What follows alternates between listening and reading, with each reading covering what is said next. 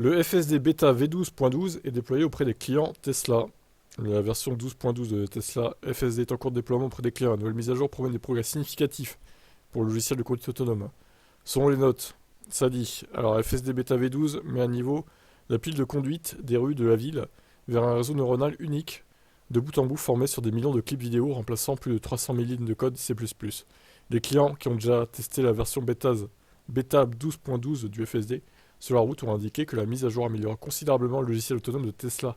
De nombreux testeurs FSD Beta ont signalé des expériences de conduite plus fluides avec cette version, sans intervention ou prise de contrôle au moment gênant. Ah bah oui, c'est ce qu'il faut, hein. De toute façon, hein.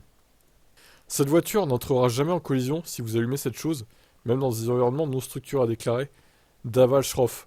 Il a comparé Tesla FSD Beta 12 à ChatGPT pour les voitures. Ah ouais, d'accord, à ce point-là. En décembre, Musk a souligné que la version 12 nécessitait davantage de formation dans les zones de forte précipitation avant d'être proposée aux clients.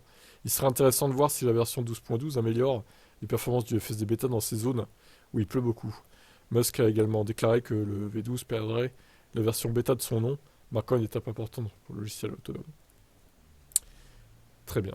Bon, bah, c'est plutôt de bon augure pour la suite. Bah, il faut qu'il y ait un bond en avant, hein, de l'autopilote Tesla, parce qu'il il y a de plus en plus de plaintes, hein, des gens du pilote automatique qui est complètement à la ramasse, en fait. Enfin, je parle de l'autopilote, hein, pas du FSD du coup, mais l'autopilote est très critiqué, hein, parmi les possesseurs de Tesla. Il est de moins en moins performant en vrai, hein, par rapport à la concurrence. Il faut se passe quelque chose avec le FSD, parce que là, c'est plus possible. Il faut que Tesla redevienne numéro un sur la conduite autonome, qui était encore le cas il y a quelques années. Mais maintenant, c'est plus le cas, hein, clairement. Quel est votre avis là-dessus?